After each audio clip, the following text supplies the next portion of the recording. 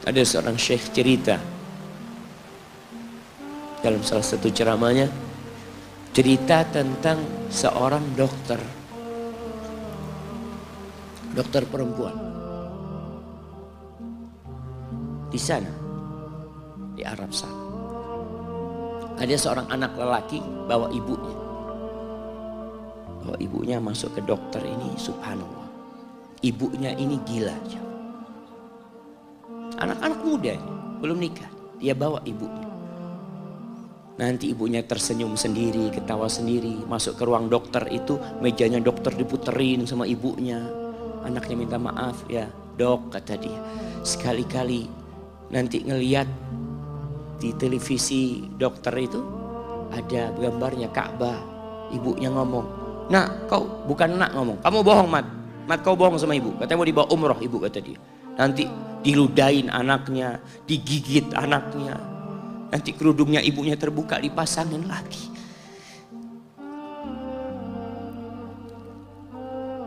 Itu dokter tanya sama anaknya, ini siapa? Ibu anak, kata dia. Sejak kapan dia seperti ini? Sejak lahir. Loh, terus gimana engkau bisa lahir? Iya, sama kakek anak, ibu anak dinikahkan. Tapi 10 bulan diceraikan. Ya karena seperti ini, anak lahir dari rahim ibu anak. Dan seperti ini kelakuan. Iya, kata dia. Engkau berbakti sama dia, kata dia. Dia kan gak kenal sama engkau. Iya, dia gak tahu sama anak. Tapi Allah tahu kalau dia ibu anak. Allah tahu kalau dia ibu anak. Anak harus berbakti sama dia. Ditanya, ibumu sakit apa?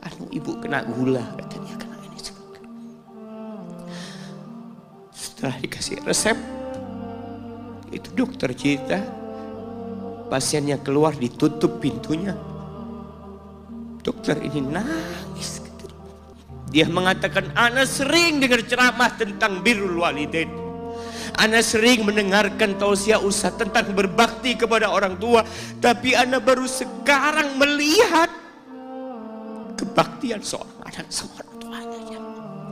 Ibunya gila, dia tetap berbakti. Dan dia mengatakan, iya ibu anak gak tahu sama anak, tapi Allah tahu kalau dia ibu anak. Dan yang ngasih wasiat supaya kita berbakti sama orang tua itu Allah, jemaah. Apapun yang dilakukan orang tua kita.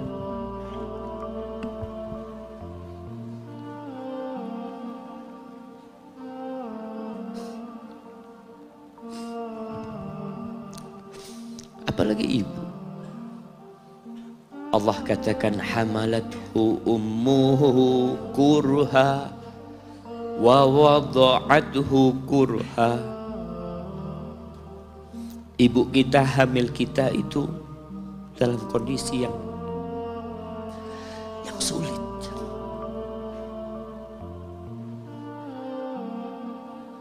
Ada ibu yang harus bed rest demi anaknya lahir. Demi kita lahir, ibu kita itu bed rest. Capek dikit keluar darah. Ada yang harus hamil kita dalam kondisi dia ditinggal sama suami. Dia harus cari nafkah sendiri. Ada yang harus muntah-muntah demi kita. Allah. Lalu kita berdiri buat ibu kita. Capek. Diceritakan seorang, ya kita semua tahu ceritanya, tentang 3 orang yang masuk ke dalam gua. Kemudian gua itu tertutup dengan batu yang menggelinding. Lalu mereka bertawasul dengan amal soleh mereka. Salah satunya yang mengatakan, ya Rabbi, Allahumma, ya Allah, aku punya 2 orang tua. Aku punya 2 orang tua. Yang aku senantiasa memberikan susu kepada keduanya sebelum keluarga yang lain minum susu. Dia sudah menikah, dia punya istri, punya anak. Pada suatu hari, ya Allah, aku kejauhan cari rumput, sehingga aku balik dalam kondisi orang tua sudah tidur. Maka aku pereskan susu buat keduanya, ya Allah. Allah tahu, tapi dia mau cerita sama Allah. Dia ingin tawasul dengan amal soleh dia. Lalu aku taruh di wadah. Aku datang ke bapak ibuku, mereka tidur. Maka aku berdiri di hadapan kedua. Jamaah, bukankah bisa dia taruh di sebelah meja ibunya susu itu? Dia ambilkan meja, taruh di sana, dia bisa tidur. Dia sudah berbakti sama orang tuanya dengan seperti itu. Tapi anak ini tidak. Aku berdiri, ya Allah, aku gak ingin membangunkan keduanya. Dan aku terus berdiri, aku pegang itu susunya. Sampai mau subuh bangun, aku serahkan kepada kedua. Anak-anaknya nangis minta susu. Kata dia, lah, sampai bapak ibu aku minum. Kalian jangan minum. Kita kadang-kala sudah menikah lebih peduli sama istri kita, lebih peduli sama anak-anak kita. Nggak ada hadis yang mengatakan anak itu pintu surga, jemaah. Yang ada itu orang tua pintu surga. Kita peduli sama anak-anak kita.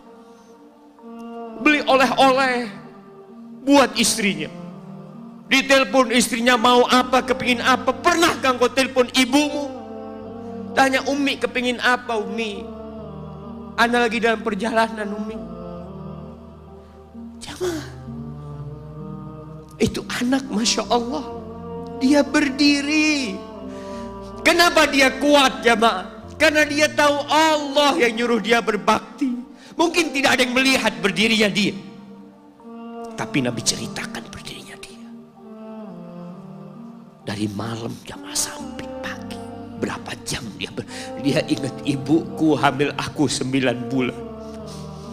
Capek. Ana semakin tahu dengan tugas besar seorang ibu dan pengorbanan seorang ibu setelah Ana menikah. Setelah Ana tahu bagaimana istri Ana hamil, ketika dia harus tidur gak enak, makan muntah. Muntah aja, Ana melihat istri Ana sampai lemas dia muntah. Ana ingat begini ibu Ana hamil Ana. Lalu kita lupa, jemaah. Kita sok sukses, mungkin engkau lebih sukses dari orang tua. Tapi kalau nggak ada bapak ibu, engkau nggak akan pernah lahir di muka bumi. Allah ceritakan ibunya hamil dia. Wa wada'athu kurha, dan melahirkannya dalam kondisi sulit. Kadangkala perut ibu kita itu disobek demi kita keluar dari perut ibu kita. Antum meninggalkan luka di ibu, itu dijahit. Kalau antum anak ketiga, Allahu Akbar, berapa kali dibelah perut ibu kita, tubuhnya jadi jelek gara-gara kita. Tapi dia nggak peduli, yang penting antum lahir dengan selamat. Kalau ibu kita dikasih pilihan, ini nggak bisa diselamatkan dua-duanya, salah satunya akan meninggal dunia. Kira-kira apa kata ibu antum? Iya, nggak apa-apa dok, selamatkan bayinya dok. Nggak apa-apa dok, biar dia lahir dok. Subhanallah. Berapa banyak ibu yang meninggal dunia ketika dia melahirkan anak. Wa hamluhu wa fisaluhu 30 syahra. Hamilnya dan menyusuinya itu 30 bulan. Artinya bukan ketika antum lahir selesai lelahnya ibu kita. Memang ketika antum lahir dengan selamat, Allahu Akbar, ibu itu lupa dengan rasa sakit dia 9 bulan. Ibu itu lupa dengan jeritan dia mengeluarkan kita ketika kesakitan. Itu lupa. Dia tersenyum, dia bawa anaknya, ditaruh di dadanya. Allahu Akbar. Kalaupun ada air mata yang menetes, itu air mata kebahagiaan orang tua dengan hadirnya kita di muka bumi ini. Lalu kita bisa berjalan. Kita nggak bisa apa-apa lahirnya. Allah rekam kebaikan ibu kita. Kita disusui sama ibu kita. Berapa bulan? 2 tahun. 24 bulan disusui. Mungkin ada yang kurang, mungkin ada yang lebih. Tapi yang jelas kondisi kita tidak bisa berbuat apa-apa. Kita hanya bisa menangis, jemaah. Antum lapar menangis, buang kotoran menangis. Siapa yang datang membersihkan kotoran antum? Ibu antum. Yang gendong antum siapa? Ibu antum. Dia susui. Subhanallah, sampai anaknya agak besar sedikit, diajari bicara sama ibunya, diajak ngomong sama ibunya, diajarin berdiri sama ibunya, diajarin berjalan sama orang tuanya. Allahu Akbar. Kemudian ketika antum sukses, antum berangkat ke luar negeri, antum berangkat ke luar kota, meninggalkan kedua orang tua antum, boleh, asalkan dengan ridho orang tua antum. Kalau ibu antum telepon, antum di Batu sini, kuliah, sampai sukses jadi pengusaha di sini. Ibu antum di kampung telepon, nah ibu ingin kau balik ke kampung. Jangan pernah mengatakan, bu anak kerjanya di sini ibu. Saya ditugaskan di sini, tinggalkan semua pekerjaanmu, pulang ke rumah. Ustaz, gimana dengan istri dan anak-anak anak? Yang ngasih makan istri sama anak-anak antum itu Allah Jalla Jalla. Bawa pulang ke kampung, hidup sama ibu antum. Jamaah, ada seorang sahabat yang izin untuk berjihad, izin untuk mendapatkan surga yang paling tinggi, izin untuk bisa memberikan syafaat kepada 70 dari keluarganya. Kalau dia mati syahid, dia datang kepada Nabi SAW, ditanya, bapak ibumu hidup? Iya, kata dia. Pulang engkau ke sana. Fazammal jannah, di sana ada surga. Ilzam rijlaya, engkau tetap di kaki ibu. Ini mau jihad, bukan mau cari fulus, jemaah. Bukan mau cari kenikmatan dunia, dia mau cari surga. Tapi pintu surga yang paling baik orang tua dapat jauh-jauh. Jemaah, Allah, ketika antum nangis di kasur ibu, di dapur lagi masak, dimatikan kompornya, dia datang jumpai antum.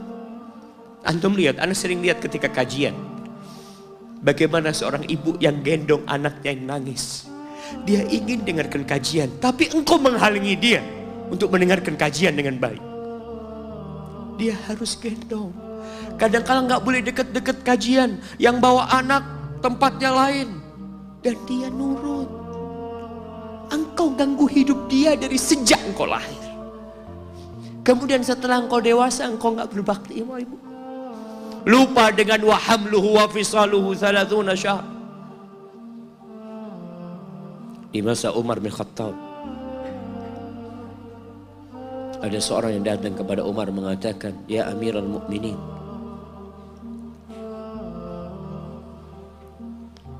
aku ini jadi kendaraan buat ibu. Aku ini yang membersihkan kotoran ibu, dan aku palingkan wajahku. Ibuku sudah lumpuh, gak bisa apa-apa, dan aku berusaha untuk berbakti sama dia. Aturani qad jazaituha. Gimana menurut? Apakah aku sudah balas kebaikan ibuku? Kata Umar, la, kata dia. Enggak, belum. Ya Amirul Mukminin, bukankah aku sekarang ini telah berbuat kepada ibuku seperti ibuku berbuat kepadaku waktu aku kecil? Artinya sama pekerjaannya sekarang ini. Aku yang menyuapin ibuku, aku yang membersihkan ibuku, yang mengantarkan dia ke kamar mandi. Semua yang pernah dilakukan ibuku, kira-kira sudah aku lakukan semua sekarang. Kata Umar, enggak sama, kata dia. Ibumu waktu merawatmu ketika engkau kecil, ibumu berharap engkau bisa hidup. Sedangkan engkau sekarang merawat ibumu ketika sudah tua sakit-sakitan. Engkau berharap ibumu mati.